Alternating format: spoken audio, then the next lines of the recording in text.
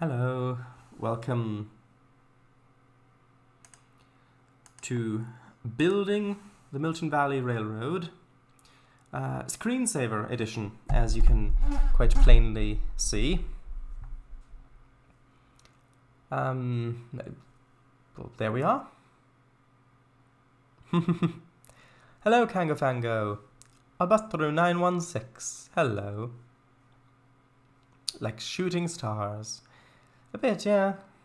It looks like you're flying through a tunnel looking backwards, and you've got all sorts of stuff just kind of trailing behind you. I feel like I'm in a digital blizzard. Wait, do you mean as in the company blizzard, or...?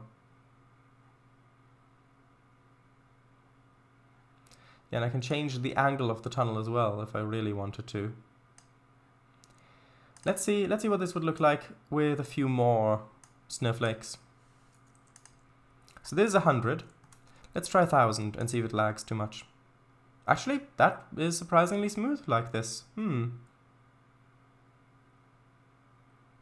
Although it is a bit hard to read chat probably like this. Right. Magic. Right. Blizzard as in the snowstorm. The weather thing. Well, I mean, I did restart right before. Productive streaming. Yeah. Of course. And there are some more things we can do. So for example, we might be able to reduce the size of this window a little bit, and so dramatically shift your point of view. And it's funny because you can see at this point it looks like the snow is still trailing behind, but as I decrease the size, it looks more and more like just layers of snow falling down. And then if I reduce it even more to, I don't know, about that size, and hide it all together, move it out of view, it looks like we are actually doing a Trainz live stream. Over 9,000? I mean, we can try, but it might be laggy. 9,001. How's that? Is that laggy? Is it still working even? Or is it... I think that's probably a little laggy. But you wanted it, so here we go. I think I might have come to the wrong stream. This isn't MVR building. Is it? It is, of course. Oh look, there's the MVR. Yes. There's the stream title. Well, would you look at that? Laggy, but you are not laggy. It's just the snow. Are you certain? I think it's probably a little too laggy, the snow. So I'll turn it back down to 100. Give it a moment to refresh. And then I think I'll turn it off, and we can actually get started with route building. Not get started. We've already started, clearly, but I mean continue with route building. So last time we finished this asterisk, because we haven't done the intermodal and the cars, because that needs to be done when the actual scenery has caught up with where we need to build it, but that we haven't placed those spaceports yet. So it is a momentous occasion, because we are officially returning to New Penzance to do scenery building, which we haven't done in a long time. And so let us rejoice, and let us build. So I'll start by building this tunnel underpass thing, so through this bit around here, this stuff, and then we'll see afterwards. Maybe I'll finally build the connection between the suburban area there and the industrial area here, because that's a thing that I haven't done and wanted to do for how many streams? Like over 100 streams or something like that? Maybe? Question mark?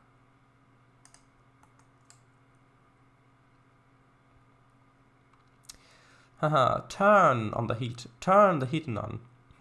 Yes, I get the reference. Good job, I've got my woolly knickers on today. I see. Yep, that's an actual line. Good old Bowdenham voice pack. Bowdenham. Actually, I'm starting with the wrong bit. I need the retaining wall first. Don't you hate it when you try to put down some gravel and you forget that you don't have your retaining wall in yet? And then you've got to leave the gravel floating in the air until you build the retaining wall and then move the gravel over it. Yeah, it's just so annoying. That happens so many times in real life. Okay, and on this side, I think we should be able to just use ballast.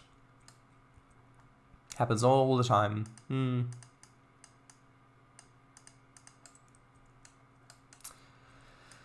Okay. So just bring that in a little bit. Sort of like that.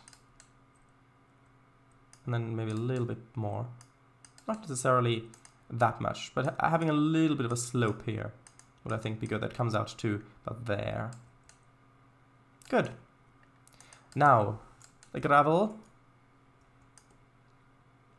needs to be placed.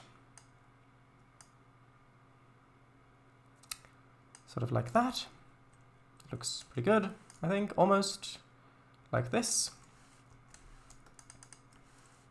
That's the wrong spline. Need to get the gravel again. I say gravel, it's beton, but that's a minor detail. And then I'll probably have to change the height of this one because it will probably be Z-fighting. Or not, actually. So this must be slightly slanted so that it isn't Z-fighting. Interesting. The British voices you hear on Z2 are more often than not from the original Bowdenham map forum Z1, a very old map set in the UK, but with default LHD, right and drive, left and drive, right path traffic. London and Chicago downtown do have some custom voice lines though. Button. That's clever. No Z fighting. No, Z are fighting. Okay. Put that there. That there. Well, I think that maybe I could get some angles to get a little bit of it where it intersects. But that's okay. Does that little corner there need... Yeah, I think that will need a little bit of the spline going across it. Just because you can actually see that that's not entirely filled in. But this should be fine. Right, so now we've got the entrances on both sides. It looks like a weird rectangle. And I'll just do a little bit of terraforming just here, just to smoothen this out a little bit. Like so. A little bit of ballast painting. No, see if I think. Parallelogram. Oh, right. I always forget that word.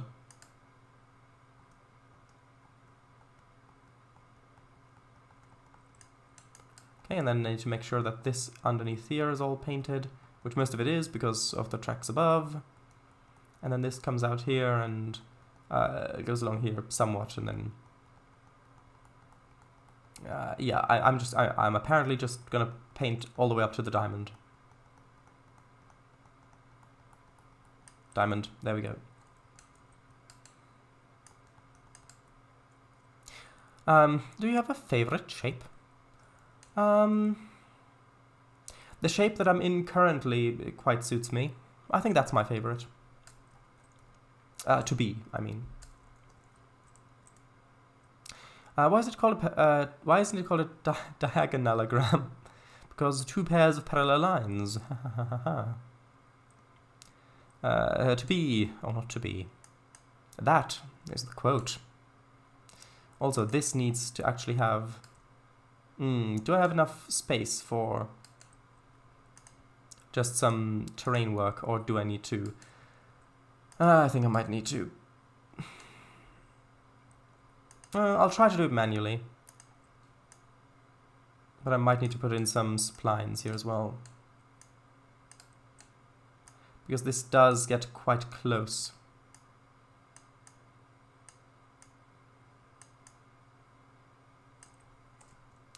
Yeah, it looks like I'm going to need a spline. Let's use the retaining wall again. What is your favorite one again, Zoe? Didn't catch the one. Oh, this shape, here.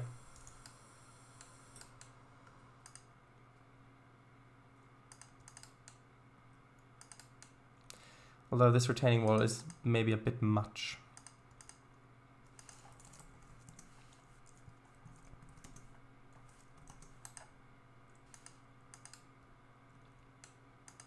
Because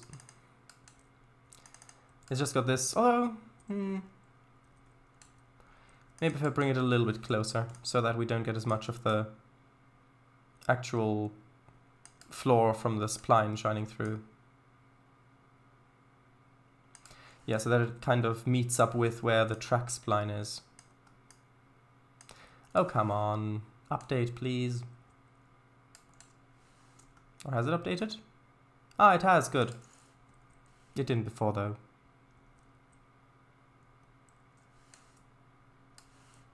And, okay, this needs to actually go about there. Although I can't put it that far out because then I think I'll just have to lower it down a little bit. So that it still catches the edge of the track spline, but we don't get that much of this texture underneath. So, Buster, are you doing any work while listening to the stream again, or what's the plan?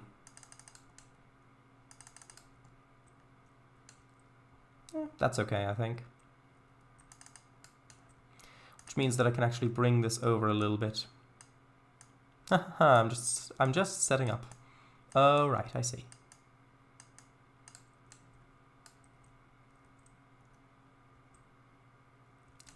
I hope it goes well, and that you will only get distracted by things that are, well, distracting. I decided that it'll be better to do it today and hopefully not do it over the weekend. I see. Right. So, let's put a few bushes around here to just try to make this look good. Now, Kango, you suggested to have a door there. And I can try that. But I don't know if it will actually look that good, considering that it would have to be mirrored on the other side and, well. I mean, I suppose maybe you could use it for some electrical stuff.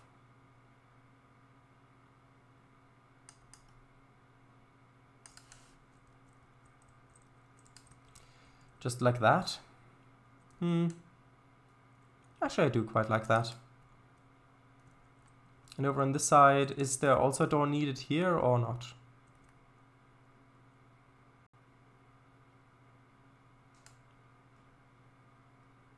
What do you mean, oh, it's that huge? What do you mean? What do you mean it's that huge?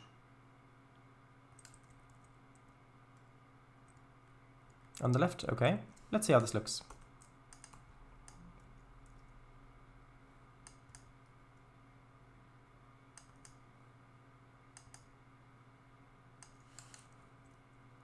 Okay, now let's get some bushes and see if this can make this look a little bit better. For some reason I expected the tunnel to not be that huge. Well, can't really comment on that, except to say the obvious.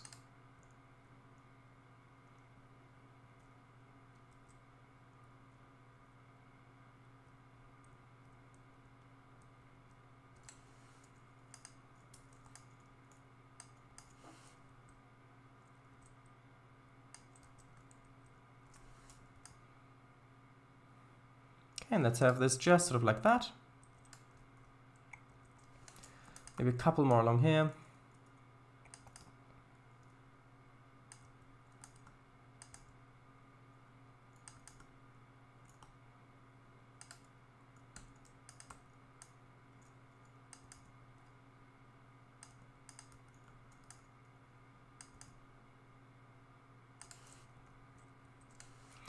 This needs to be moved a little bit.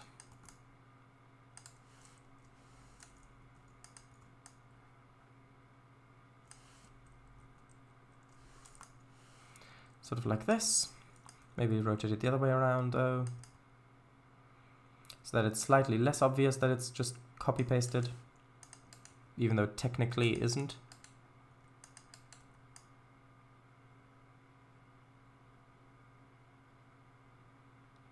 Okay. I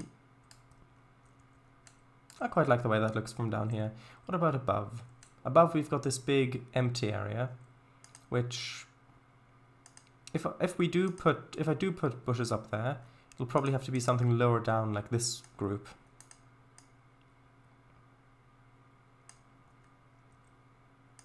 I don't necessarily want too much grass up there, but I think some bushes might look good. Maybe replace some of those with seal bush too. Above is where the direct barrels should go. Of course. Maybe. I'll have to place a few more to see if I actually like this or not.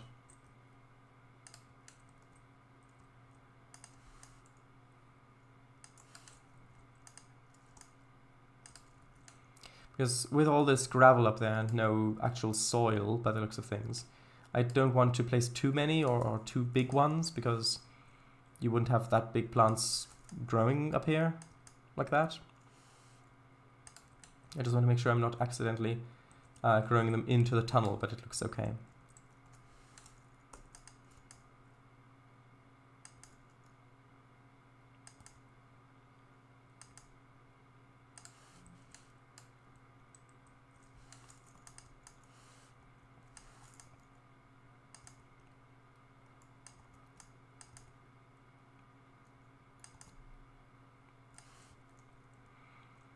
That looks good, I think. So, do I like this in general? Yes, but I think I need another object there. Also, yes, I realize I'm putting in a lot of fine detail, even though I want to mostly do broader strokes at this point. But I just want this to look nice.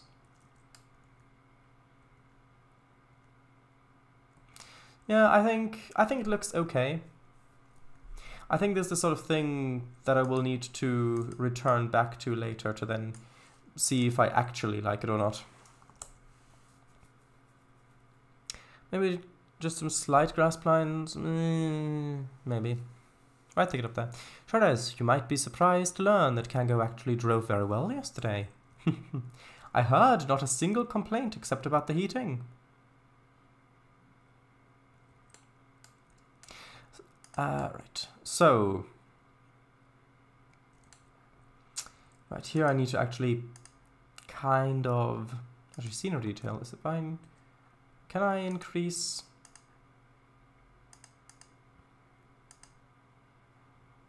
There we go. Or maybe that was a little too much. Put it onto normal. Come on. That, strangely enough, doesn't update, actually. Come on. There we go. If I put that down to normal. I just want to see where the roads come in. Ha ha ha. Yes. Surprised. I know. You've seen the convoys. Ah, I have. Kango, of course, as well. Well, yeah, good point. But there, I almost all of the time didn't have passengers to care for. Likely excuse. So, what we need is some sort of Greyhound station, which this asset, and yes, I'm aware. This asset for the Greyhound, I placed this all the way back when this area back there was built. And so I need to find a place for that. I put down this car thing here because I wanted to, back when I first used this over in Nicosia, all the way up here, specifically here, I found out that if I place it in sharp angles, it looks like you can create some sort of modern art stuff with that. And so that's what I wanted to do here as well, like a plaza or something like that. Well, I want to do that in the city somewhere. I might do that particular one a little bit closer to the city center. So let's get rid of that and let's place it over here somewhere. Didn't I already have an asset or something like that placed over here? Oh yes, that. So yeah, I found that if you do that, the cars kind of stretch in interesting ways, and so you can create like a modern art piece.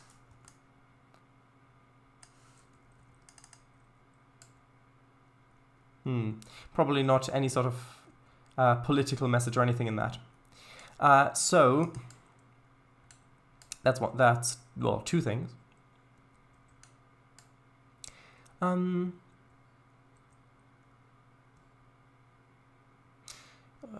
So scope, yes.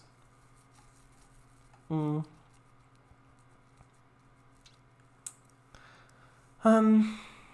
yeah, good point. Right. No, instead you have heavy, dangerous cargo. Well, we'll just look past that moment when I briefly drove using the passenger view. Actually, you do drive a bus a lot in ET. Good point. Didn't crash. Yes, good. View driving is weird, especially the rear F2 views make it weirdly slow. I'm assuming you mean OMSI. But it is fun when the AI is driving. Yes, living art. Sure it is. Yes, I remember that. Carding art. I see. So the main thing that needs to be figured out is over here we've got these streets which are very far apart with these huge lots between, and over here we've got basically a painted on road that then goes into industrial district. How do we translate now? One way we could do it is by having this road carry on down this way somewhere like that, and then we've got intersections coming off that way and intersections coming off the other way. However, I believe that this road may be a little small for that. I think having a 4-lane road would be better. However, I would have to look and see how well the transition would work. So if we imagine,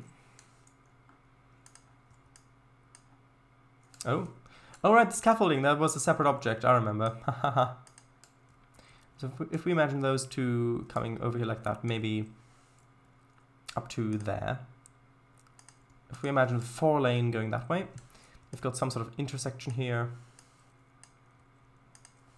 Got this one coming up to maybe there. Then broken, yes. Is living art Java? See, well, it used to be written in JavaScript when I originally wrote it in 2016. But then, because that was back when I was using Unity, when Unity was still supporting JavaScript, and I found it easier to work with because it hid quite a bit more of the more complicated stuff away. Like, for example, namespaces. Certain namespaces were just assumed to be loaded, at least if I remember correctly. Whereas in C#, it's explicitly stated in the top which namespaces are loaded. Although some other thing, anyway, there were differences. I do believe that, yeah, it was originally written in JavaScript, because I do remember having to redo some of my scripts.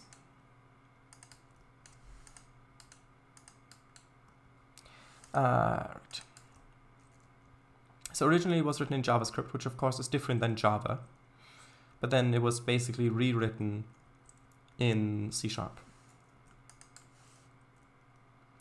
Right. I've learned C, and I'm now moving on to Java basics. So what are you going to use that for? Are you just learning it for fun, or are you learning it for, like, how do you want to apply that programming knowledge, if you don't mind me asking? Right. Now I don't know which ones are straightened and which ones aren't. That one wasn't. That one was good. Now I'd want a road coming off this way. And was this one? Yeah, this one was an overtake allowed one. It's usually the other way around. I used this. Greenfont.org? What?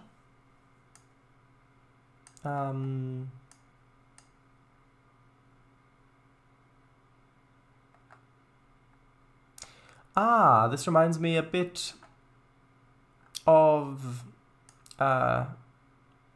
Scratch with a drag and drop programming apparently here. The way it looks, unless there's something different.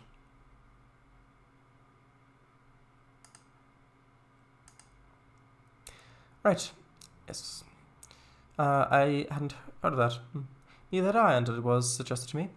Then after that, I'll move on to actual IDE. Which IDE are you interested in? Do you have a favorite yet? Are you sure Living Art was in JS? I'm fairly sure that the original scripts were. Fairly sure. Funny, Scratch, yeah. It's not actually drag and drop, just Visual Tree. Oh.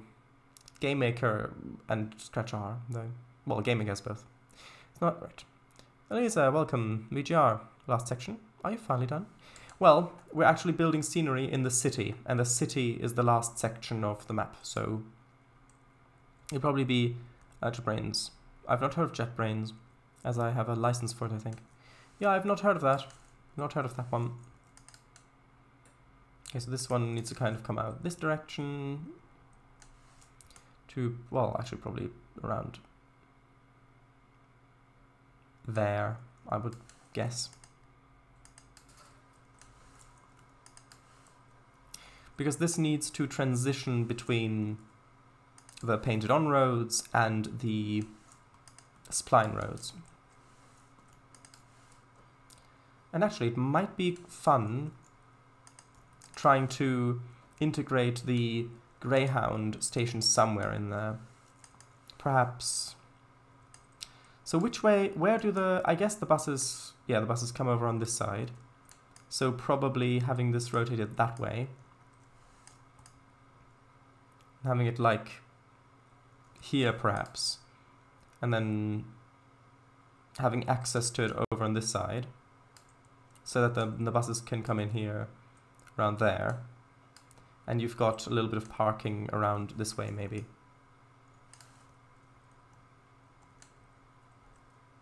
Yeah, then you can still see the buses from the train. I'll probably be, right, already read the message. So here I actually need to place down the spline in there to get the straightened angle.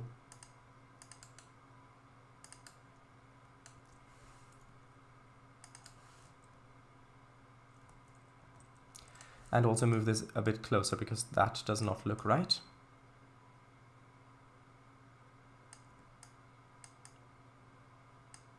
Then a little bit further down, probably to here.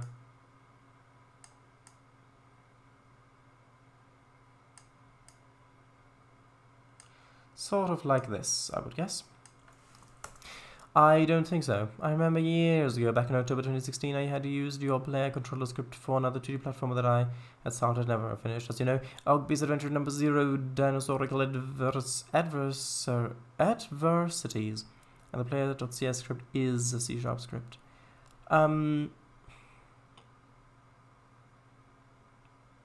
I definitely remember rewriting parts of Living Art from JavaScript. It might be that I reused some of the old scripts from other projects that were JavaScript in Living Art, that I reused them, and then those I had to rewrite maybe when when it's no longer really used. Because I definitely remember having to rewrite some stuff there. Okay, so let's paint. Last modified, October 2016. What do you mean? What was last modified then? Oh, your game, of course. Oh. Also, this isn't the texture I wanted. I wanted this one. Good old Ogby. Play.cs script in my game. Oh, I see.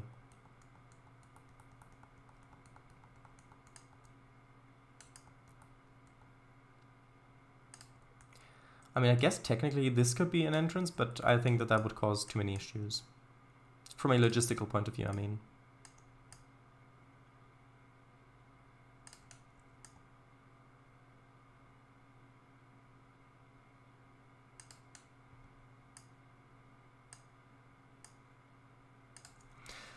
Your script. I mean, yes, of course, of course.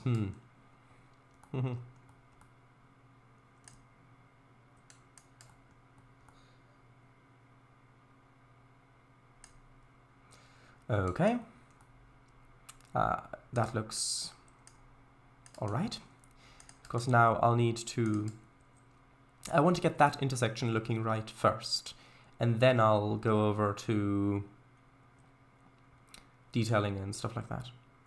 Okay, so it's too narrow across to walk across.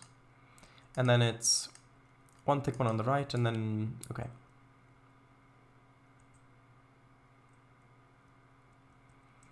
So this would kind of have to be there. And yes, I know the road marking colors don't exactly match up. There's not really anything I can do about that if I'm using those splines, and I do intend to go on using those splines. Okay, that goes across. It is satisfying making these custom roads like that, especially if you're used to doing it with splines. Actually, I think I am going to expand, well, bring out this spline a little bit further, just so that the yellow marker is going up to there about. Okay, and then we need the single solid ones, going from side to side. I remember Willis helping with figuring out the road markings. That was very helpful.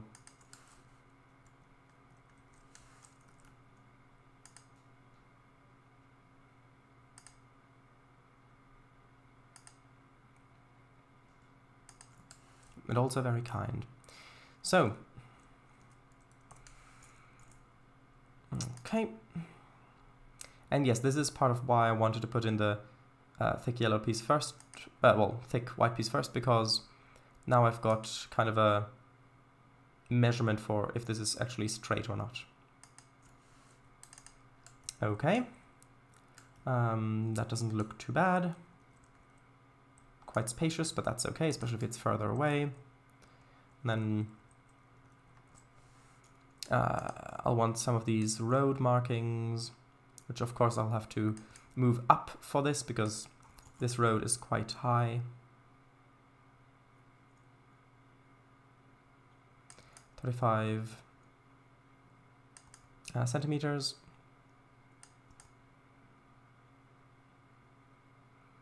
So like that. And then I'll want the straight one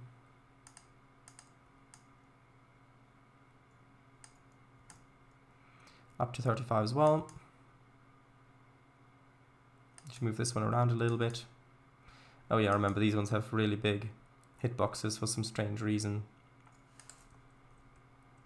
Okay, so you can actually turn off that way. Mr. Snipes might have dipped into, I'm not sure. Maybe. Hey, you could bring the road spline point. You could bring the road spline point that's adjacent to the... What? You could bring the road spline point that's adjacent to the pin. It's down a bit. Well, I can try. I guess I would get rid of the lip.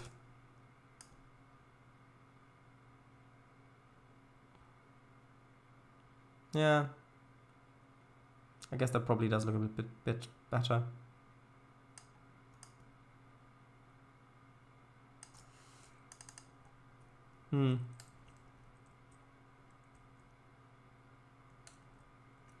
Although now it does look a little odd that the white lines don't continue along further.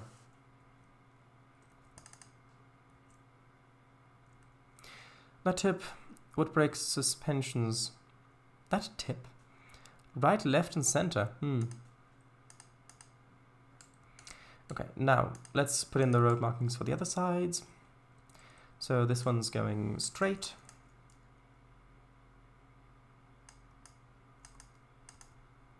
Tip. Yes, I know. Lip. I need one turning right.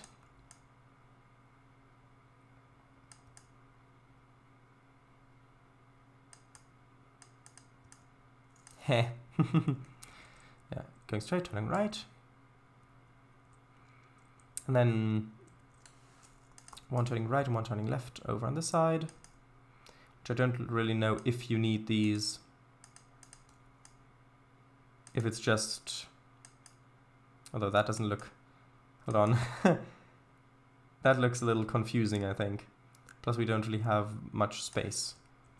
So I guess you don't really use those if you can turn either way. I think that looks good.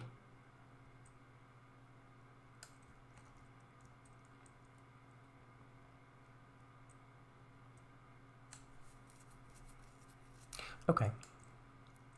So now let's bring over our sidewalk.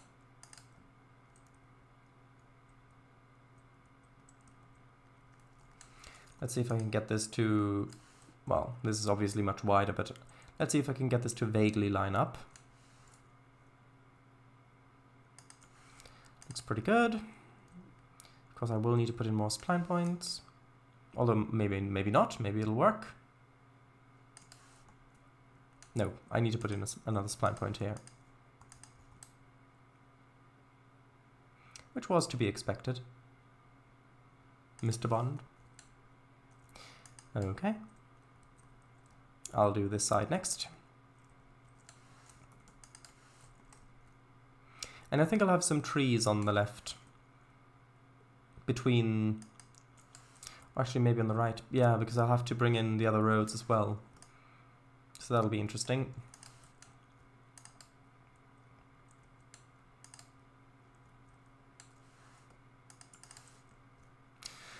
Whatever next, Mr. Bond?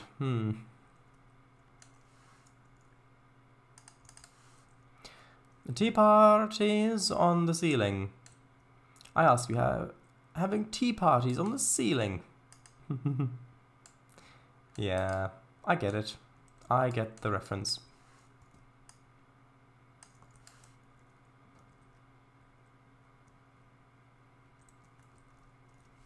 Of course, she wouldn't let herself get fired unless it was on her own terms. And then you can't really call it getting fired. And highly questionable outings of every kind. I don't, but who's that surprising? It's referencing Mary Poppins, or specifically Mr. Banks, after finding out about the stuff that Mary Poppins has been up to with Jane and Michael talking with Winifred, specifically. And wanting to discharge Mary Poppins for those incidents. And so that's part of that. But then, of course, Mary Poppins has him completely around his finger because she completely agrees that, yeah, but this, no, everything's proper and proper things need to be proper and this is the proper way, and completely saying all the stuff that he agrees with, completely diffusing the situation and thus staying employed, and everybody's really, really surprised that she didn't get fired. It's been decades since I've properly seen those. For me, it's been many years as well. Well, I did see it before I saw the new one, but before that, it's been a long time. Mr. Bond, you must, if you must go on outings, these outings ought to be filled with purpose, yes, and practicality.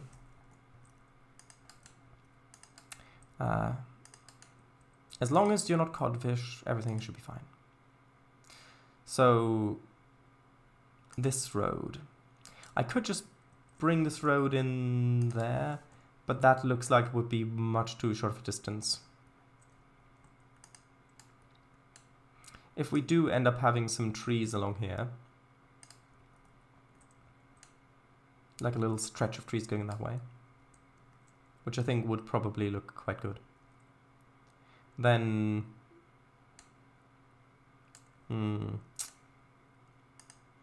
because all of these roads kind of want to just continue straight on till morning,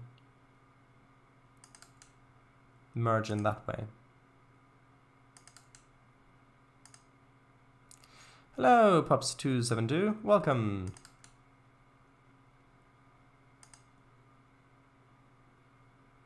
This time, Kango didn't spot you. At least not before you could announce yourself.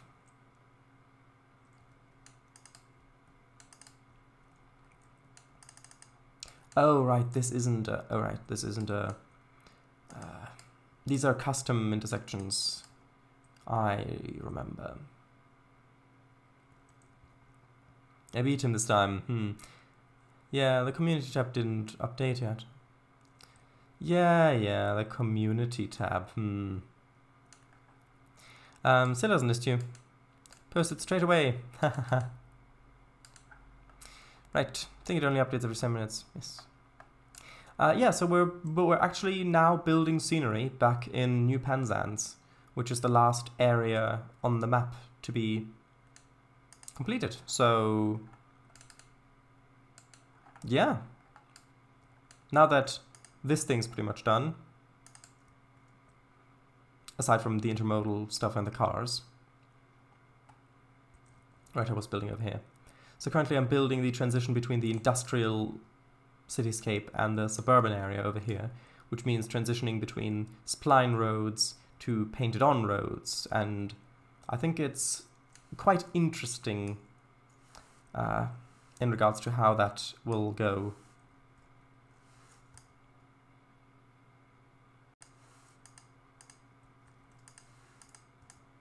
Okay, that onto there, that onto there, that onto there. And this should probably go straight for a little bit and then have like an S-bend in it. So something like that probably.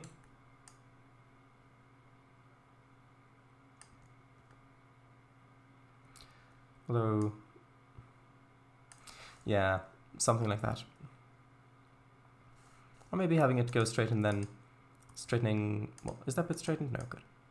Having a little bend there, and then having a little bend there. Yeah, that looks better. Okay. Right, so we've got traffic lights there. And then we're probably going to need traffic lights over here. So let me just quickly place traffic lights there to see if that would actually look good. Now, I know that some of the Atlas traffic lights you can actually hook up to work with triggers and cycle through and that sort of stuff, but I tried to do that once, and it takes such a long time to set up, at least for me, considering that I've not done it that much. But yeah, it takes such a while to do, and I don't think that it's worth it, at least not on this map here.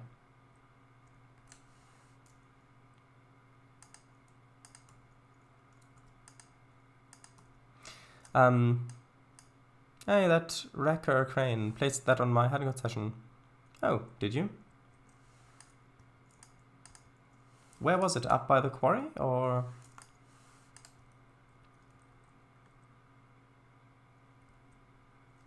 Ah, right.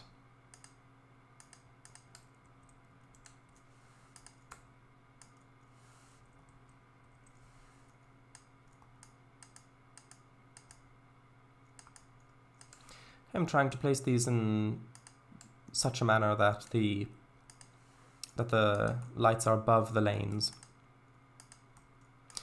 It was in the industrial district. Oh, right. Yeah, I do remember noticing it. I didn't quite remember where it was. Actually, are these usually on that line, or are they usually after the line? I think on that line.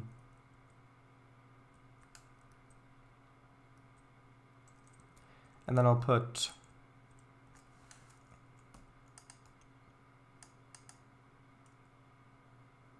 some lights over here. Or at least, actually, no, these ones are probably better. Or this one is probably better. Considering that if this light is green, you'll be able to go either way.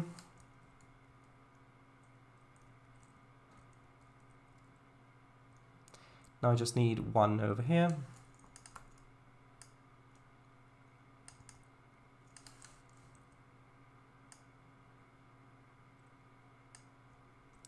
Now, does this actually look good? Yeah, I think that looks okay. It is quite a large intersection, I think, but from all the way over here, if you look out the window that way, or if you're driving along, even if the camera is quite high up like this, I think that looks good. Right. Look good. Thank you. But how about the intersection? Okay. So now, all of these do really need to merge in. Unless, of course, I'm going to have this road curve, which I might do, because I think that might look quite nice.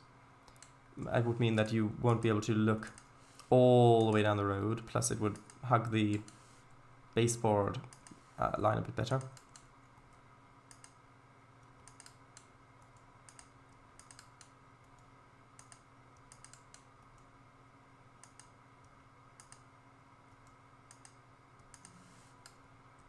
Okay, actually, are these?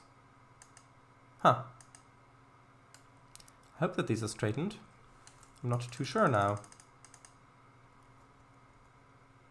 1 second. Ah, that one isn't.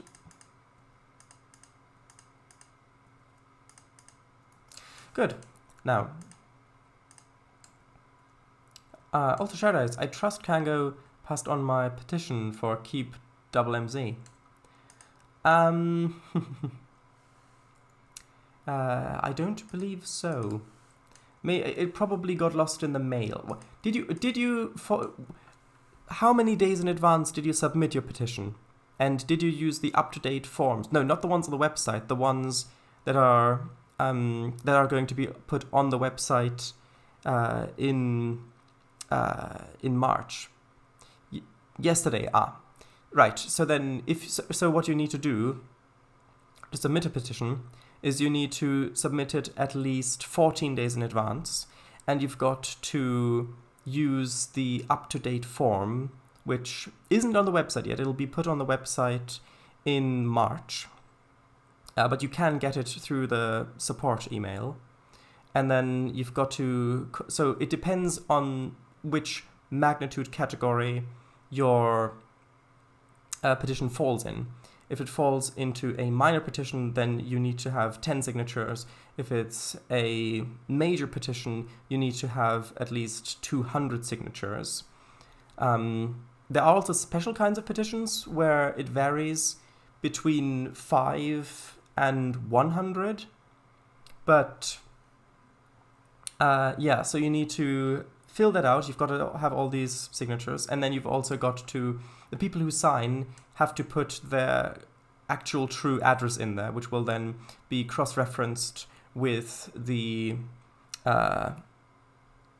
tax department, and to make sure that the people who are signing actually are real and they aren't just you putting in hundreds of signatures of different names.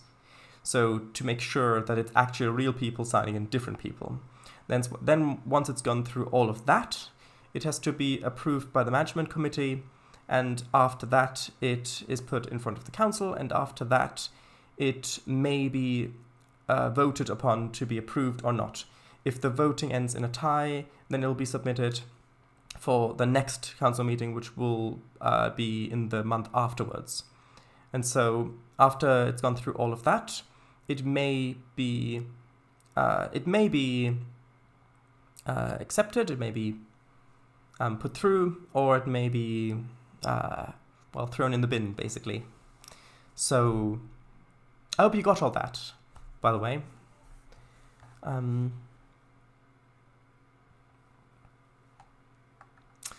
Right.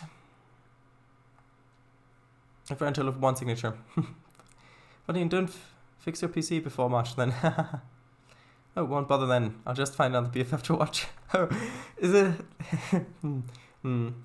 This priceless. Tax department? Yeah, only consideration. Only consideration after all that? What? Thrown in the bin? My precious petition. No, only if it's not accepted, only if it doesn't go through. It'll only get thrown in the bin if it doesn't go through. If it goes through, then, well, then it'll be preserved in the archives. Still.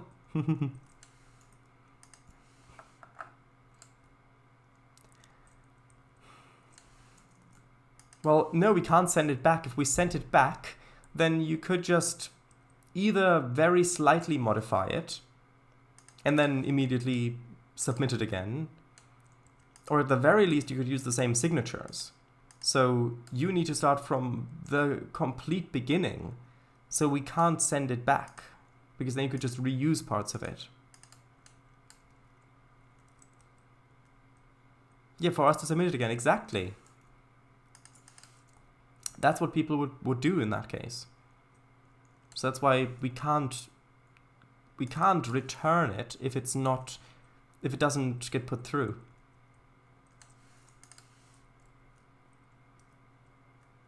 If it doesn't get passed.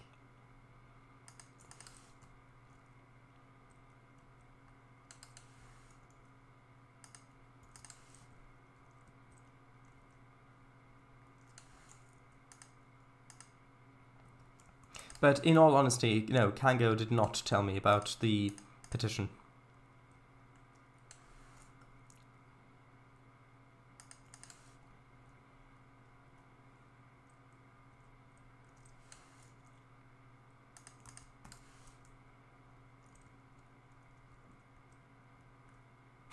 Which, now that I'm thinking about it, is oddly accurate to how a lot of the politics happen.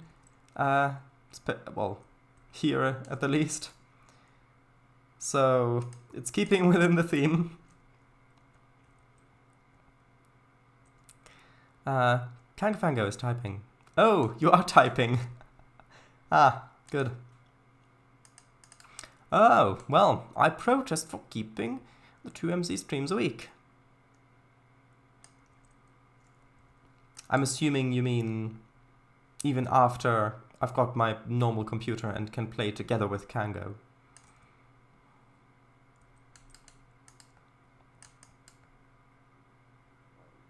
Also, I thought you were petitioning for it, not protesting for it. Because if you protest something, that means you don't agree with it. So you can't really protest. You can't really protest for something, you can protest against something. Yeah. Well.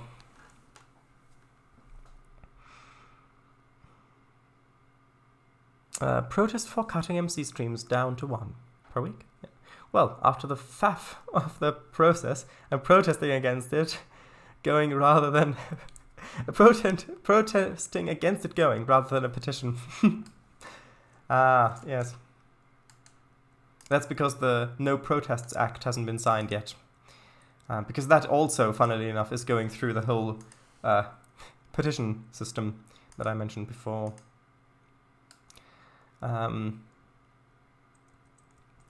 Right, and I do I need to make all of these intersections by hand, or can I just have this kind of merging in?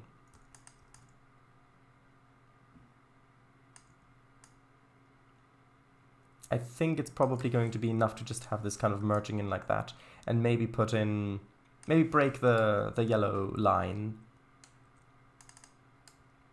Yeah, maybe break the yellow line, add in some traffic lights and some markings down there, but I don't think I need to do that much, especially back there. Better protest against this petition process altogether. I mean, if you don't want petitions, then we can take them away. Okay, so yeah, to there.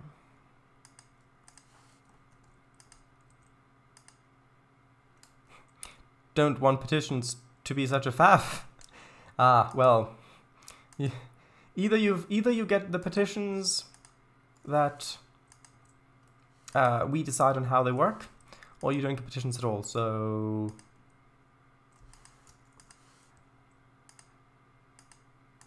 but yeah, to answer your, well, protest or petition or whatever it is,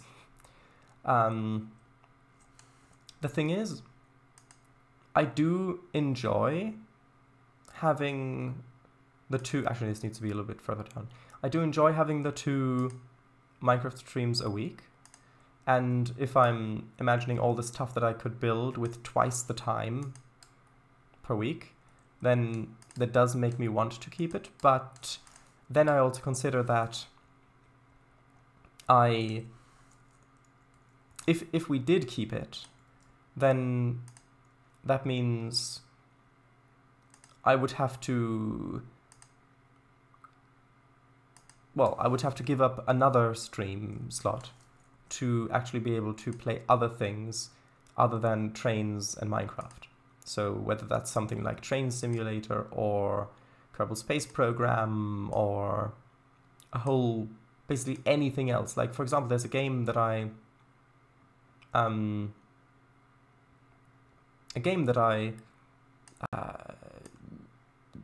wished for and got given, actually, called Sailwind. It's about realistic sailing simulation on a small little boat, like in ancient days, and you're sailing around this large map where you've got different islands, and the game doesn't have any combat in it or anything like that. It's just exploring and trading. So you can load cargo in one location and then you can bring it to another, and you've got to consider wind direction, and you've got to consider all sorts of other things when you're planning your journey, like which ports you're going to stop at and where you're going to buy provisions and stuff like that. And that sounds quite a bit fun. Yeah, thunder and lightning. Yeah, there are actual storms, and the water physics are handled in a very realistic manner. And you can absolutely cause a boat to, what's the word I'm looking for? The specific term. To describe it, tip over. But I know there's a specific term. I didn't... I know there's a specific term, but I don't remember it. Capsize, there we go, thank you very much. Yeah, and so that's a game, for an example of a game that I would really like to play on stream. However, I've not had a chance to do that yet, because, well, I don't have a MISC slot anymore, now that, because originally I had a miscellaneous games slot, which was Mondays, and I wanted to do, one of the MISC games that I wanted to play was Minecraft with Kango, so multiplayer, but then we played a little bit of the original modded version of it and found that it was way, way too laggy. Plus, we found out that MHU would like to join. And so we, of course, brought her on board. Going back to the nautical theme, of course. And yes, I'm just going to leave it with those 3 traffic lights. I'm not going to put them on both sides for all of them. That's just too far away, too much detail. Yeah, so then we started the vanilla series to get MHU used to the game in a non-modded setting where you don't have to deal with all the confusing stuff that mods add. And then, of course, Willis came, and by that point, I mean, pretty much as soon as MHU joined, and it was clear that that Monday slot pretty much was now exclusively Minecraft. Which means that I didn't have a slot for anything else then. So then it went over to, I think, Friday or something like that. And then, yeah, because Friday then went to Trainz simulator specifically, but more generally it went to miscellaneous, so that on Fridays I could play some miscellaneous games or Train Simulator or something like that, because I hadn't done Train Simulator in such a long time. But then, of course, my computer broke, which meant that I would have to wait half a month to continue playing on the Minecraft world, which, especially if you're playing with mods, means you really don't have much time to build anything. So now if we kept both of those slots as Minecraft slots, then, well, when could I do anything else? Because, well, yeah, basically, what time? I know that we've got 3 Trainz slots at the moment, and I want to keep that up until the MVR is finished, because I have to accelerate this project. So yeah, until the MVR is finished, I will keep that. And the reason why this little stretch here is going through is because it's part of a curve. Otherwise, I'd have to. I suppose I can add a few more prime points in here to make it look a bit better. So yeah. I suppose after the MVR is finished, because, okay, backtracking a moment. So the thing with the MVR is that it's, of course, built entirely on stream, which, back when I started it, I did not think that it would take this long to complete. So that's why I said, yeah, build it all on stream. It's fun, it's archive, you can actually see all of it come together. It'll be a good thing to do together with the community and stuff like that. However, it is taking much, much, much longer, and so the next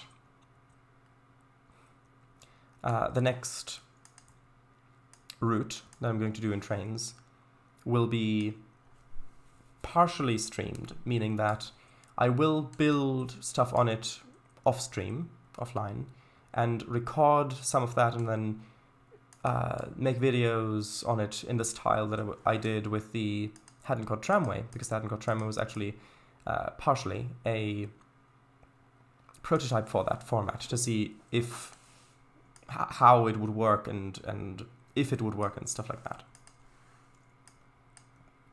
And then whenever the date rolls around that it's time to stream Trainz, well, I just pick up where I last left off building and have that, well, and continue from there, which I think is a better format. If I want to release stuff this century, that is. So, after Trainz being done, the MVR being done, I might change one of those slots to be a MISC slot, in which case I could do both the the 2 Minecraft and Misc. But then of course you've got other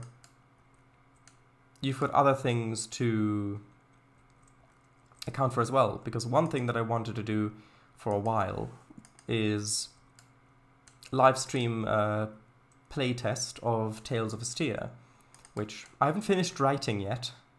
I kind of write on it in bits. Like when I have a really good idea to put in, a really good idea to do something, I write it in, and then occasionally go back and fix stuff and stuff like that. But it's coming along. And when that's finished, which if you don't know what Tales of Vestia is, it is my own tabletop role-playing system, which isn't finished yet. And it'll be a while until it's done, a long while probably. But I do want to eventually have a live-streamed beta, well, closed beta test of it, game. And so that will need a slot as well. But that's looking very far into the future, so for the near future, until my computer is, well, until I have a computer of my own available again that I can stream on and can run Minecraft on, yeah, the 2 Minecraft streams will in all likelihood continue. Afterwards, we'll see where the MVR is up to, and then it might continue with the 2 Minecraft slots. But if the MVR is still taking a while to complete, which I don't know when my computer situation will be resolved, so I don't know what that will be. But if it does look like it's still going to take a while to finish, or Swedish, you know, then I don't know, I might drop the second Minecraft slot, just because I don't play games, and it used to be different, but now for a long time, I don't play any games outside of what I stream. It's been a long time it's been like that. So I want to get a chance to play some other games as well. So yeah, that's basically where we're at. So I get the petition, I get where it's coming from, and I do definitely agree that it would be really good to have that. From my point of view as well, considering how much engineering stuff I tend to build in Minecraft, which takes a lot of time and resources to do. But it's just a matter of weighing the different options and what I want from it. So yeah, it is, in short, it's being considered, but I can't promise anything.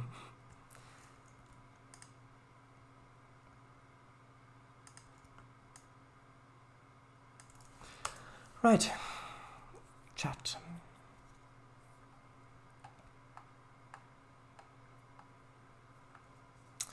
Five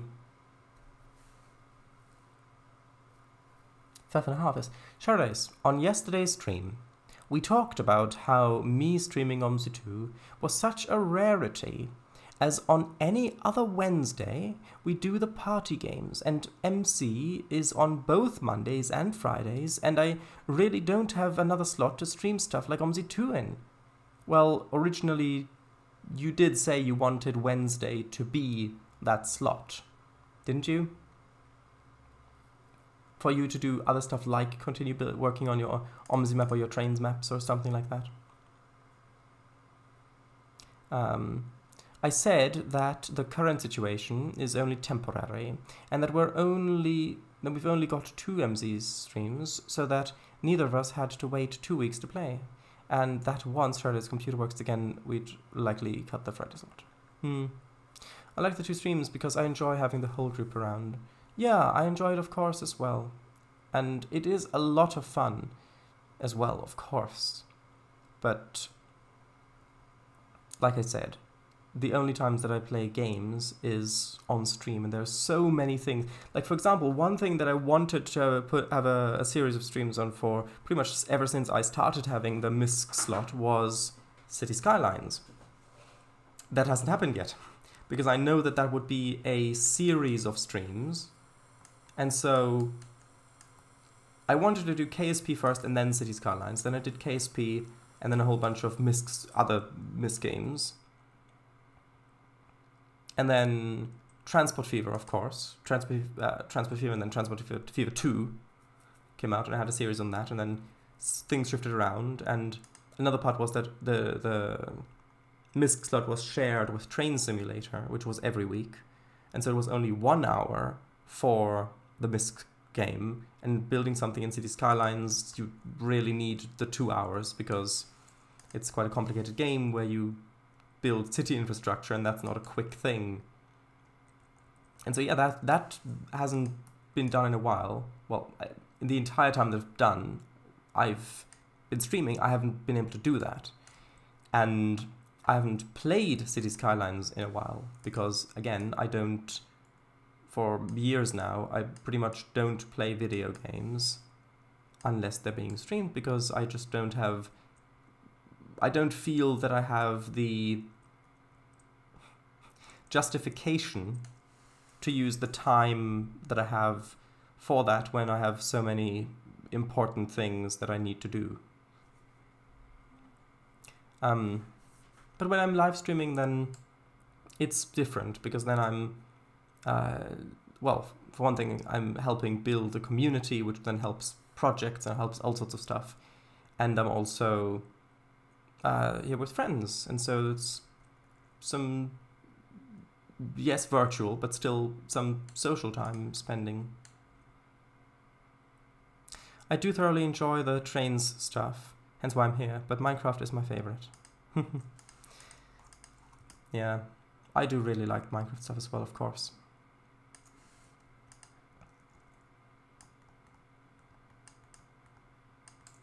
As you know, as you clearly know, by how much I've always got planned to do every week on Minecraft.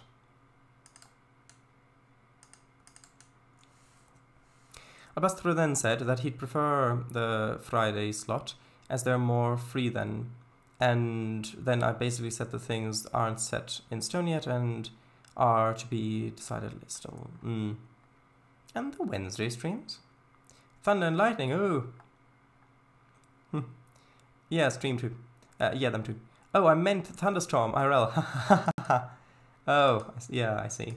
I was talking about Sailwind. Right. Capsize, yes, that was the word. But Minecraft is good because I can sit back and watch, whereas games I'm on my feet. Oh, games Wednesday, yeah. Still great fun though.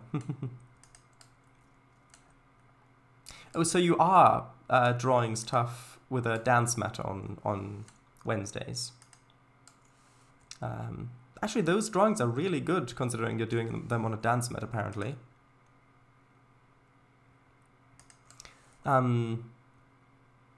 Yeah, still, yeah, on my feet, yeah, exactly. Solution, 24-hour Minecraft stream on Friday and then MISC on Monday. Granted, that would solve some of those problems. It's just it would cause a whole bunch of other problems.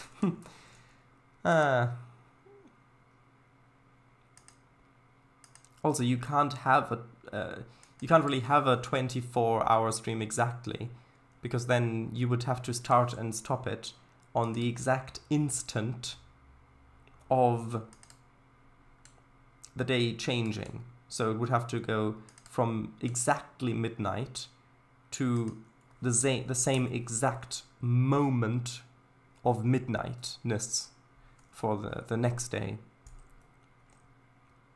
And as of course, by 24 hours, you just mean 24 hours, not a complete day, but just so that those can be shifted around, which of course would make sense. Well, as much sense as a 24-hour stream can make, which in my mind isn't a whole lot considering a lot of things like storage space, because I of course make backups of all these streams. So Yeah, and also, how could you stream for 24 hours without eating or going to the bathroom or anything like that? Because I doubt that you would want to have that live streamed. I know I wouldn't want to have that live streamed. So, there we are. Also, I do really like how this is turning out, and I think that the transition between this road and the painted on road actually works quite well. Now I need to read more chat. Actually, while I'm reading chat, I'll give you an F7 to look at.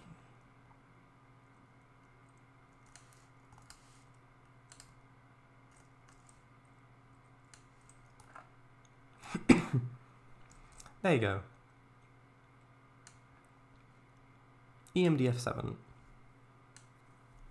Shardays, whose water physics are more realistic, would you say? The Sailwind or spin tires? Well, considering it's specifically water physics...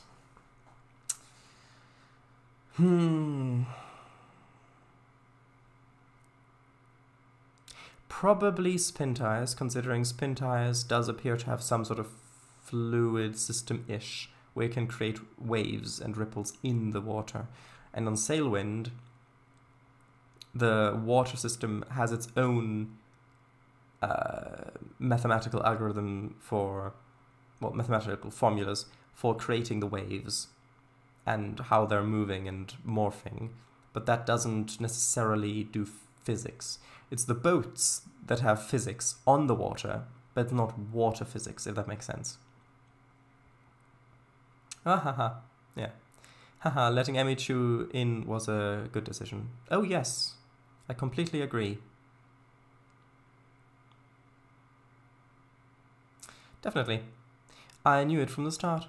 Yeah, and to think that all of those adventures we've had with Emichu on Minecraft, and all the ones we're going to have, are all due to Emichu arriving in that one Minecraft stream in chat, which Emichu's, as you know, very rarely in our chats, just watching streams. But for some reason, Emichu did turn up, and we got talking in chat about this, and that's why Emichu joined. So it's all thanks to that. Code Monkey, hello, welcome. I'm also updating Lisa's body to be more anatomically correct. Ah, okay, good. Sure you're not related to Frankenstein? No. Oh, you're not sure? Are you sure you're not related to Frankenstein? No. Sure, gotcha. Oh yeah, Shadows, we could get the Purple Lounge gang together for the Tales of Vestia thing. Perhaps. When it is finished, which will be a long time, well, when it's ready for playtesting, which will still be a long time, I will want to very carefully pick my players, because it won't just be about who would it be fun to play this with. It would also be about which different points of view do I need to gather input from, like have feedback from, because that's what it will be about. Figuring out which things work for what kinds of players, what things maybe don't work for what kinds of players, what's easily understandable, comprehensible, and what things are just completely confusing and nobody has any idea of how it works except for me. That's also a category. So I will have to pick the players very carefully for that. So while it would be nice, I can't say that those would be the ideal players for such a test game. Yeah, I get that. I don't game really other than testing repaints. Well, we did play TS off stream a little bit, about a year back. A year back! And you see, you say a little bit, and then you add a year back. I think that my point still stands. Maria's pass, and all that. Nice, thanks. Yeah. Alright, your own, not others. Own. Oh, yes. CS. CS? Sure it is. Yeah, true. About the Wednesday slot. But the party games are fun, and it would be a pity to cut it. The party games allow all participants to be creative, either visually, with a drawing, or in writing form. True. But it does come at the expense of you basically never being able to stream your OMSI map building or things like that, which is the same for me with other games like Train Simulator or City Skylines or things like that I want to do for so long. It's just there isn't enough time, and so you have to choose what you want to do. Although, considering that, if there was time for literally everything, then you would not have to choose anything. And so would there really be value in things? I'll let you ponder that for a bit, and then I'll let you... I'll let you ponder that for a long time while I'm building stuff, and then once you've got your response, I'll read that response and have built a whole lot of stuff in between. See, I can talk quite easily while building scenery, but I can't read chat while doing it, and so... Oh yeah, Planet Coaster 2, of course. That's another thing that I really wanted to do. Especially since Serious Cow King's competition is coming up at some point. I think he said 23rd of January, question mark? Which I would want to practice for a bit as well first, if I do end up participating. With friends, yes, they're virtual, but they're still friends, and it's still very fun. Oh, where was I?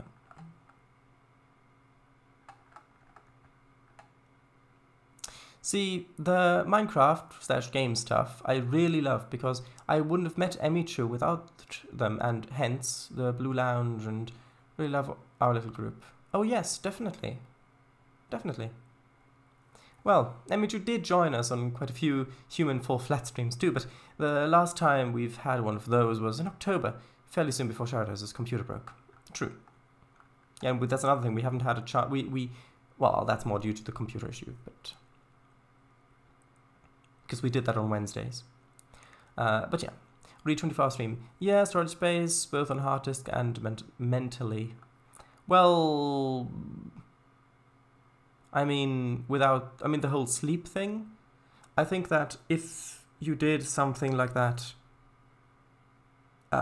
rarely, and by rarely I mean no more than once a month or something like that, maybe even more rare than that, I think you could do it without too much trouble, but yeah, it would definitely be tiresome. Yeah, when nature calls streamers, I think they generally mute the microphone and go to a B screen. Yeah, but then you're not really streaming anything except be right back. And then it's not a 24-hour stream, then you've got to go overtime. And then, oh well. Minecraft stream every day? No. I've never called nature though, so I can't say for sure. Ah, yeah, gotcha. What of 6? Shadows and Emichu only came because I posted the link to it in the lounge back on the second ever Minecraft stream. Oh, yeah, of course. So then, yeah. Also, Albastro, you could watch some of the Human Fall Flat archives with Shadows, Emichu, and myself. I was there for the streams. Granted, I didn't know Emichu at the time. Haha. Shadows, maybe get Robin for a playtest. I have considered it. Right. Not all of them, no. Gee, Robin. Have you ever seen one of my streams with Robin in it? All of the characters of the Shadows cinematic universe. Well, I haven't gotten to the silver screen yet. Yeah, I don't think so, but most, I think. First Human Fall Flat with Emichu was in October 2021. Gosh, 2021? I'm getting old. I mean, everything is getting older. Except for technically, well, it gets complicated when you get into photons, because from a photon's point of view, its entire existence occurs within one infinitely short moment of time. Basically, its entire existence occurs instantaneously, which means that technically it doesn't, from its point of view, it doesn't experience the passing of time, so it technically isn't getting older, but from... Anyway.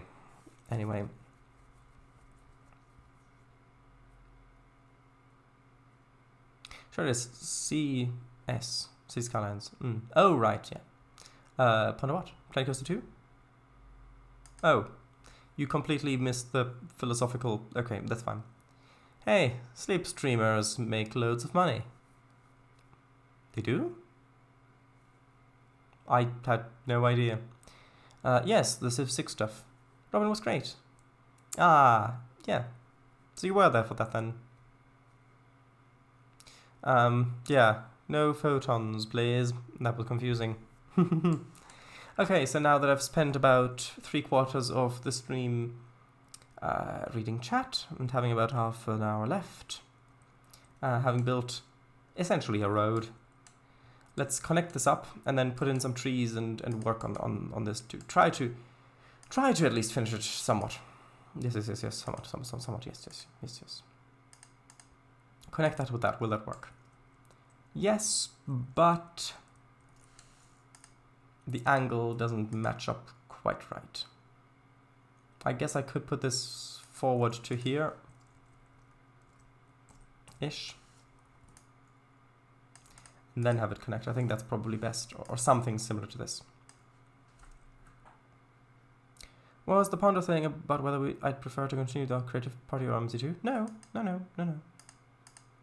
It was about if you had infinite time to do everything and thus didn't have to choose between things to do, would the things that you do, being everything, still have value? Or does the value of things come from the inherent finite nature of things or number of things you can do? That was the philosophical thing.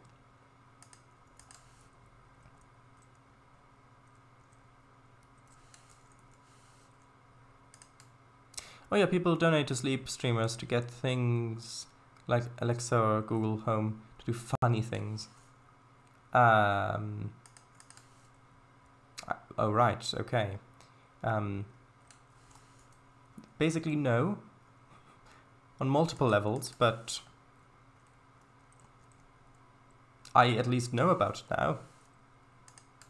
now. Could barely think of a more boring live stream. I guess it depends on how much the people walk and talk in their sleep. Yeah, me too. But people watch it for some reason. I mean, it does sound very enticing, being in a completely helpless, basically unconscious state, but still with the possibility of saying things in your sleep, while hundreds or thousands of people just sit behind a mechanical eye watching you, staring. Yeah, seems like a great idea. Alright. Next week, Shut Eyes announces the new sleep. I mean, a sleep stream slot would mean I could take advantage of more time for live streams, but no, basically. Although the idea did make me laugh. Okay, so trees. Well, we're not going to sow trees, but we're just going to place them. So do I want just a normal forest like that? Probably not. Let's have a look over here. What sort of trees did I use in New Washington? Because I think I used some of the...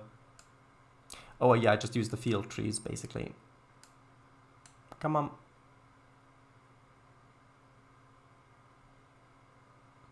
The computer appears to be frozen currently. There we go. It's back. Sorry about that. I think I'm going to mainly use these trees. Yeah, just imagine a streamer asleep, streaming, and then getting up, talking about Twitch chat uncontrollably. People do things like donate with TTS, text-to-speech, and have Alexa, Alexa, what's my address? Which is just such a silly idea from the streamer. Seems dangerous, but sure. Yeah, basically. Are you alright, Kanga? Neither funny nor entertaining in my eyes. Well, yes. Ah, well, yeah. You're like me going Sog-Gjihi. Zog? Meine Sog? Like what? Zog? Just having some trees along there. Do I like that? Well, yes, but it does mean that you won't really be able to look back this street much. What if it's on the other side? Do I like that better?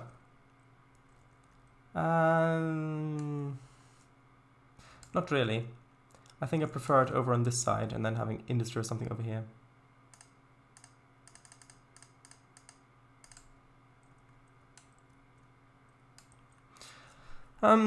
Sog. Philosophy's longest lasting question.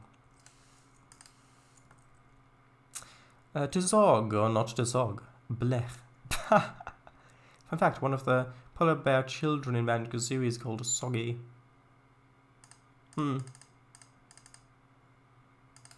Is it because he likes hair dryers?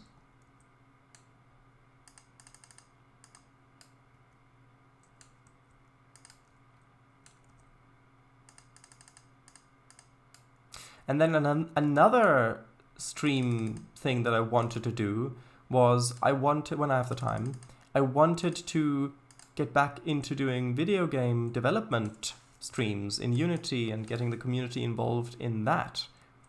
Because that was great fun with Ghostly Venture. However, Ghostly Venture, of course, I didn't have the time to work on it off stream. And then I was only doing stuff on stream, which meant that we were using many streams to do a simple 2D texture for bricks, which just took way too long.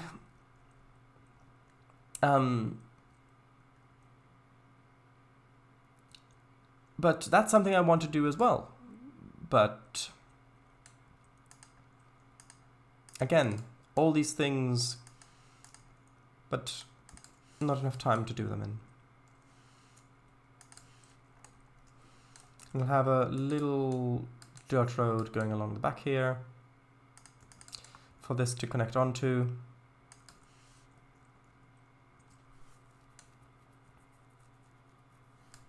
I think it's her. Yep, Soggy's female. Huh.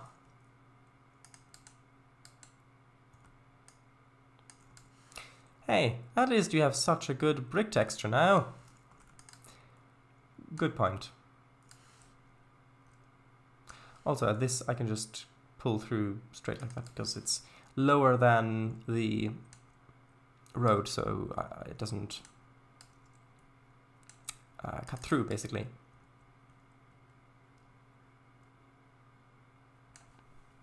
Grand Albastro, did you see it ever? I remember the streams were later Fridays a few years back. And from November 2020 to May 2021. I did go to them, but I'd often be so tired that I'd not have great attention. Well, yeah, plus a lot of the stuff that we were doing was pretty boring stuff because, well, I didn't really do stuff off stream for those, so... Also, yes, I'm just basically going to copy-paste a whole bunch of these houses, then move them into place later.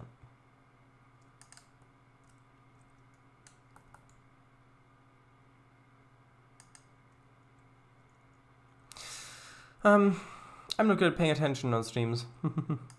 Well, Depends on the stream, I think. I forgot what you do in MC within a minute. Well, that's because usually on Minecraft I'm not... On Minecraft I'm usually doing one of two things mainly.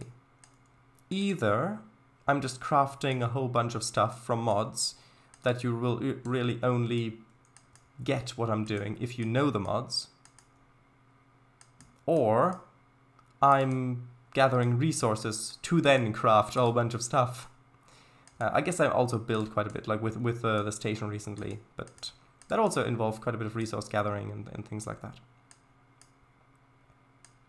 So I can see how someone might get lost in that.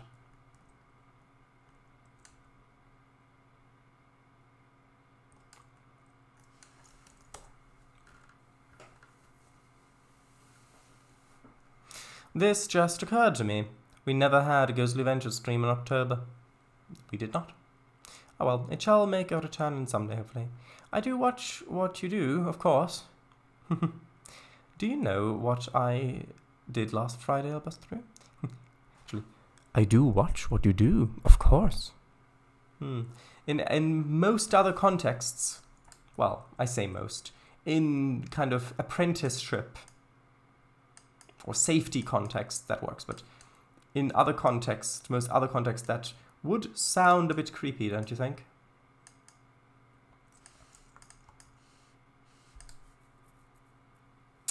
But because it's a small image on my laptop, it's not easy to focus.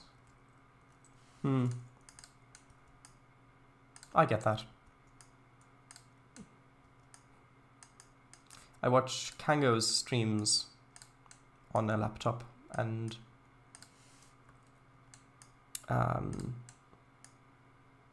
I can see how it might be difficult to focus on a screen of that size. You should get your projector out of the garage and project the streams onto the wall. No, not that wall, the one without the posters on it, I mean.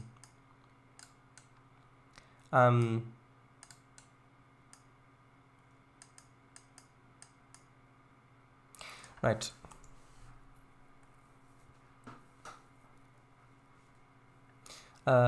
Right. Yes, the house. Yes. Trainz did the glass on the station in terraforming. Ha ha ha. Okay, I'm glad you're laughing about something. If it's something I said, even better. Good. I don't exactly remember what that was referencing, sorry. Oh yeah, gotcha. Although if you don't work during the streams on Fridays, full screen might work. Trainz, haha, yes, yeah. Yes, sure, one day. And I rechat. Can't have chat open then. Theatre mode? Oh yeah, I use that. But my laptop is only a small surface. Go. What? Go? Or did you mean so, perhaps?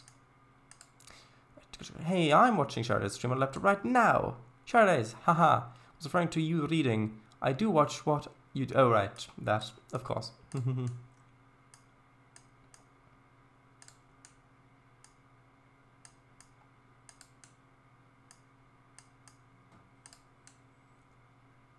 Surface Go is a type of laptop.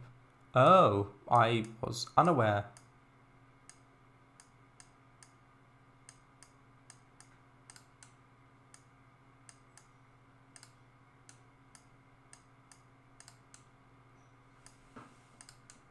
Let's have a look. Oh, that is fairly small.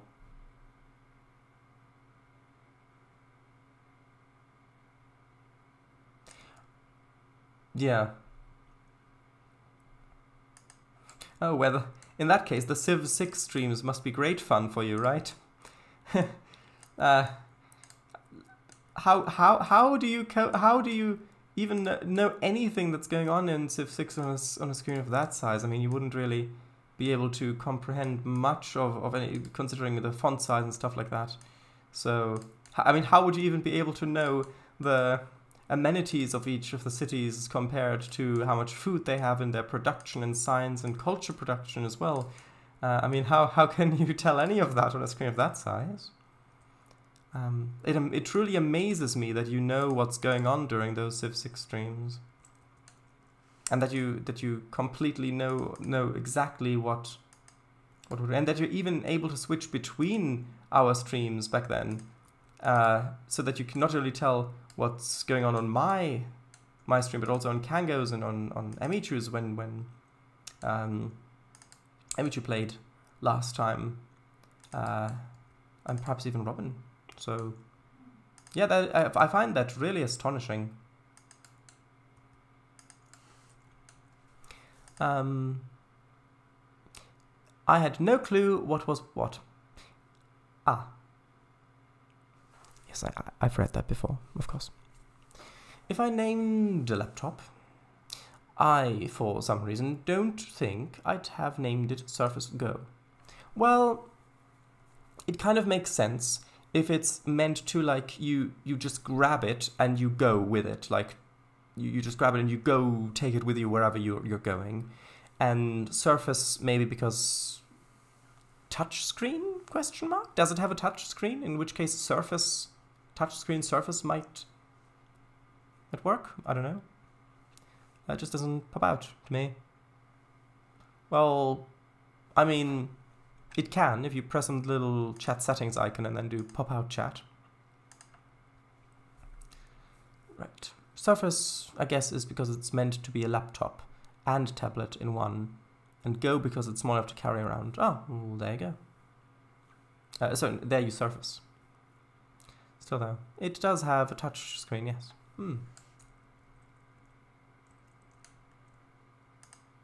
And the screen doesn't mind you just carrying it around everywhere. Assuming you do actually carry it around everywhere and you don't just use it as a home laptop or home computer.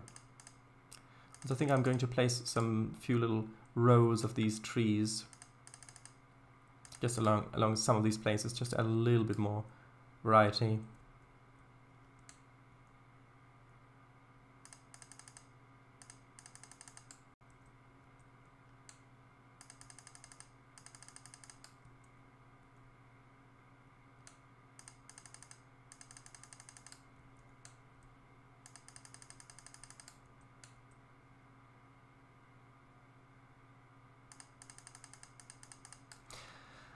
Yeah, take it with me 3 to 5 days.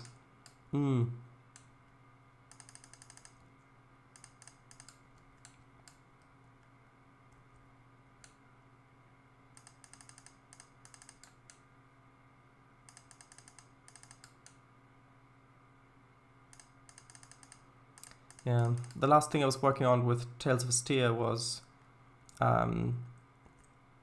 parts of the magic system, because the magic system, the way I have it at the moment, is divided into different areas where you've got, well, part of it is herbalism, which isn't really magic, because it's just having good knowledge of nature. Even though it does have magical properties, you don't have to know magic to do it. And then you've got kind of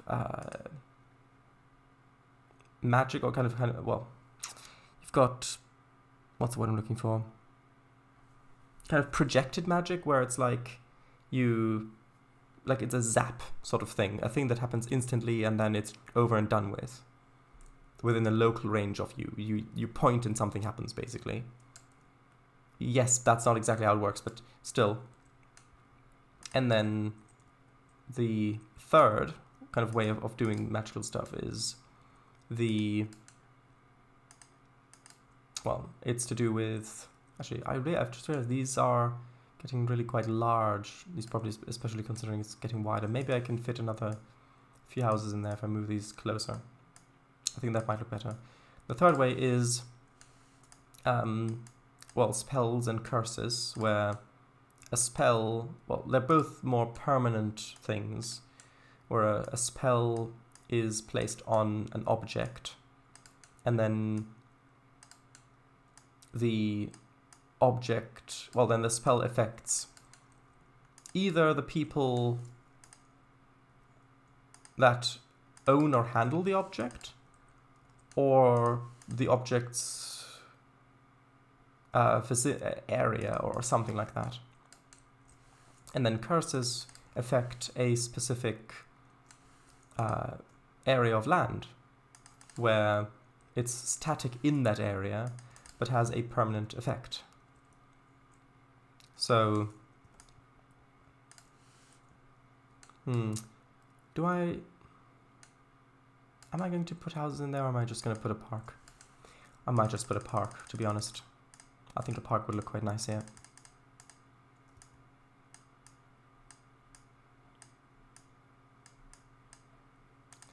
What sort of trees? Maybe some of these ones. Yeah, and so with the curses and the spells, I had begun writing down a whole system of using different gemstones, which have different aspects, which you can then combine to create different results. But it's just, at the moment, not very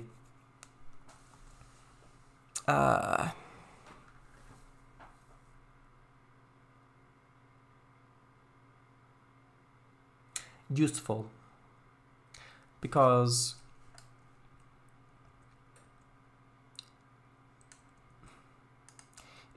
with me, with magic systems, whenever I come up with magic systems, which which happens surprisingly often, either it's very defined, like for example in Dungeons and Dragons, for example, you've got multiple, but you've got a spell list basically where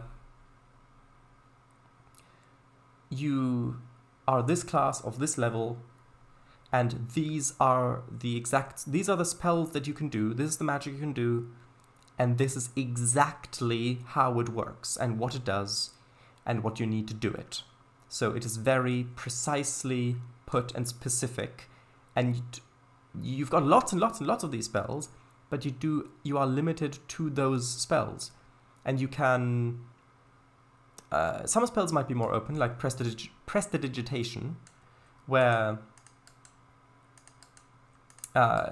it just says that it can, for example, move objects that weigh less than a certain amount, or it can clean up an area of dirt or sand or something like that within an area, or something like that, where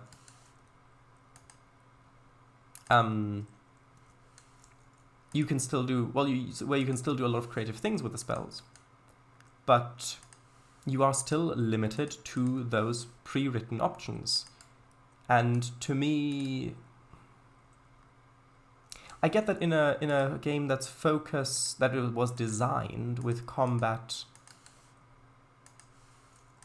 as a central pillar of its gameplay cycle, it makes sense to have that, because then you need very specific rules to rely on to make sure that people can look up the book and say, okay, it says right here, this spell does this exact thing, so this is what happens. And you can rely on it doing that every single time, as long as you, of course, succeed rolls and blah, blah, blah. But that makes sense, but it doesn't feel very organic to me, especially since most of the spells in D&D are focused on fighting, which, if you think about how in the real world magic would be used, just think about how technology has been used. You've got a machine to wash dishes and wash clothes, and you've got a machine to spout water out to make sure that plants don't dehydrate. You've got machines to do all sorts of things, utility things, which in a fantasy world would likely be taken over by magic. And so because you've got such extreme variety of things that magic could be useful for, I think that having an explicit list of spells that you can use with explicit detailed descriptions of what exactly they do is just too limiting.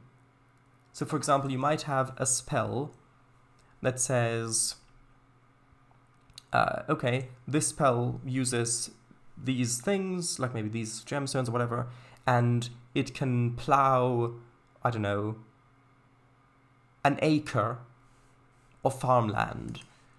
And then you've got a different spell where it can plow an acre of farmland, but it also removes big stones from it, which means that plants will have an easier time growing. So depending on the soil, you can use either this spell or you can use that spell, and it'll do slightly different things. And you can quite easily see how you could get into so almost unfathomably many specific spells that can be used for things. And then if you've got some of those spells, if you try to put a list together for those spells, one thing, it becomes very unruly and you can't really do much with it because you've just got this endless list of spells. Figuratively endless, not literally endless. And then at some point, there's going to be a situation where it's like, okay, I want to use magic to do this thing, but there is no spell for it. And since there seem to be spells for all these other random things, I should really be able to do this. But then you don't have rules to say that you can or you can't do this, and if it's in a very strict system where you write down every single spell and what it exactly does and how it exactly works, then you can't really just say, okay, well, it seems like your magic can do that, so sure, your magic can do that. Because at that point, you're just arbitrarily deciding what it can and can't do, which players will get annoyed about if it's like, okay, well, your magic can't do that, but it could do this other thing. And that wasn't in the book, because then you're going to, of course, rely on the book, and that's not what you're using, and you get into all these issues. So that's why when I originally wrote the magic system for TOE, I used an extant list of spells, a specifically written out list of spells of specific things that can be done. But again, for the reasons that I just said, that didn't really work. So then I got rid of that. Yes, I'm not afraid to throw something in the bin if it doesn't work, even if I did spend quite a bit of time making it. And then I tried making a more open system where it's like, okay, this kind of magic does areas. So this magic is useful for this area of stuff to do, and this magic is useful for this area of stuff to do. And it's really up to the game master to decide what can and cannot be done. And then if the game master made a ruling, just write that down so that you can then point to it later and say, okay, well, we chose to not allow that or to allow that, and therefore it should be allowed. But then, of course, you put a lot of faith into the good judgment of the game master, and that, of course, requires experience, which not all game masters have. So then you could easily get into situations where a game master might allow certain things to happen in a specific situation, only to later then find out that that can be very easily exploited, and then, well, you've already allowed it, and according to the rules, you have to keep allowing it, and then, well, that's lots of issues. So then I thought, well, maybe you don't write it down. Maybe just handle it on a case-by-case basis, where you just describe what you want to do, what you want to have happen, and then if it's within the sort of amount of power that your character has, or even flavor of power that your character has, then it might work or it might not work. You might have to roll for it, but how difficult it is to achieve would be up to the GM, so it's not based on what specific things you have done in the past, but rather how powerful the things you've done in the past are, and if the thing you want to do would be more or less powerful than that, thus impacting what you would need to roll to do it. And I've tried that, but then that just gets way too unspecific, where you get into all sorts of descriptions like if the player has done a minor spell before in the, let's just as an example say elements, in the air element region, then it is recommended to gradually increase the amount of, well, the power of the magical effects that a player can do. But then how would you, like, that's just really confusing, and you don't really know what you mean by that. And in a rule book, basically saying, well, this completely relative and subjective term is compared with this completely relative and subjective term, and somehow that all should work out, isn't going to work out. So then the third way, which is the way that I'm currently, well, I say currently trying, I'm not currently writing on it, but the most recent attempt at making a magic system for TOE that actually feels right. Because it's easy to make a magic system that works, but making a magic system that works and feels right, not so much, at least for TOE. So the most recent one has areas. So you have, for example, life magic, and you've got what were the terms? I forget them now. But you had different kind of groups or areas or regions of magic, and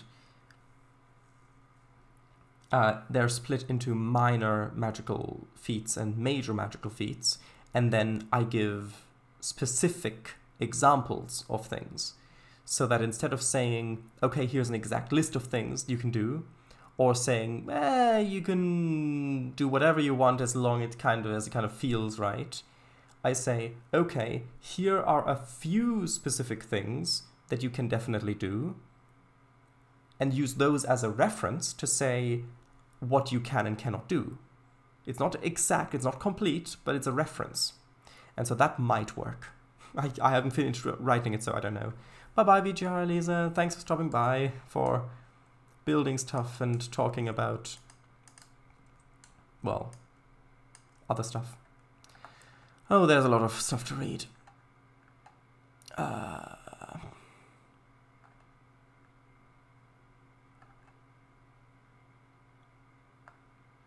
Hold on, I'll quickly, 1 second.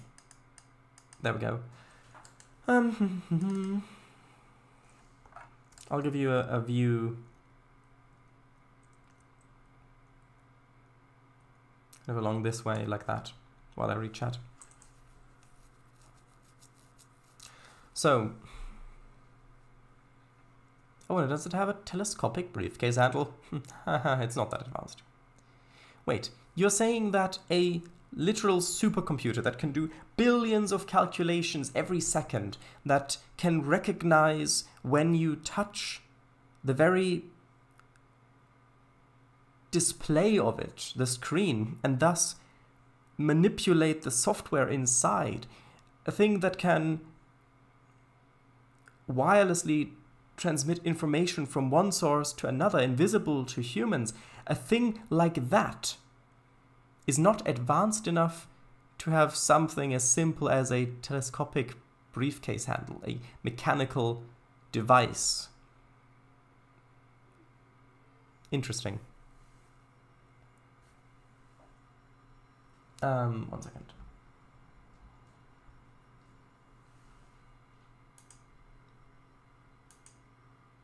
Right. So, suitcase rather. Would be good though. My keyboard case is falling apart. It's so frayed around all the edges. Just close it, extend it, and off you pop. Our parts exchange. Yeah, but I don't want to spend £70 when it works fine.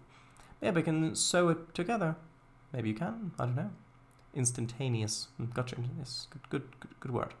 Another good word. Incontrovertible. In, not. Contra, against. Vert, truth. Ibl, possible.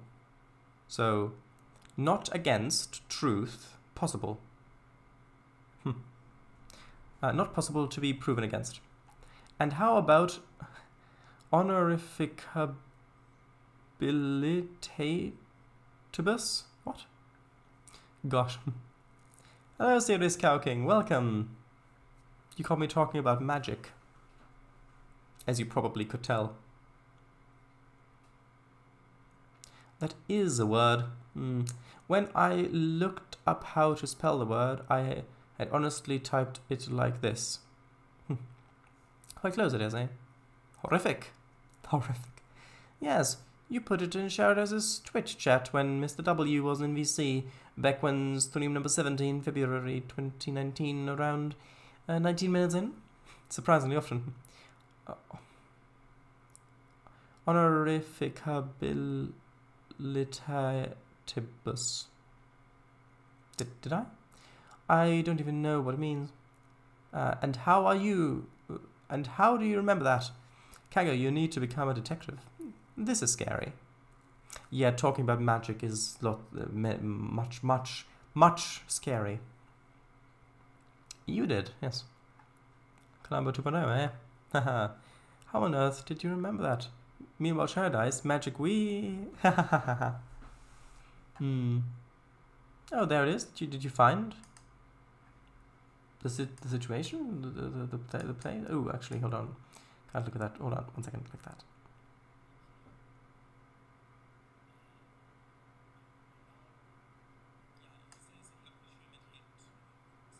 Ah, there it is. So I did. Looking at the past is embarrassing. Seeing how cringeworthy I was. It just depends on your point of view. You can also look at that and see how far you've come and who you used to be back then impacted and laid the foundation for who you are now. So, yeah, I guess it depends on your approach to it. Steampunk allow me to introduce myself. Yeah, I know you're gone from the stream, but yeah. Feel the magic in the air. Alas. I don't get that song reference, sorry. It's really just this one stream, as I also remember my chat messages in it. I remember it's in this stream where I came up with Milliam Eliam Aureth, Butter Sand, and Gabble Rock I created. Was originally really just for one-time comedic story, but you remember the Milliam sticker in Gangcourt? Yeah, that's his design I came up with back in July. Sticker made around a month back. TOE, toe. Amy's broken toe. Aw. Cringeworthy? Nonsense. I know. Let's play some toe. A flavor. Eating magic. Eating magic? What's this? It looks like a film. From a film, probably. Don't remember that, sorry. Sauce. Wizards and... Wizards versus Aliens. I'm not familiar with that, I think. Paradise. Where? Oh, there. Oh, this whole thing. The company, yeah. This is true. Although, if something like that happens, when a GM realizes that some special ruling is much more powerful than they first thought, the GM could just sit down with the other players, acknowledging that they did allow this special ruling in the past, but that they've realized that it was a mistake, and the GM could ask the players if they'd be alright with removing the special ruling. Well, yes, but do you really think that all groups are going to be as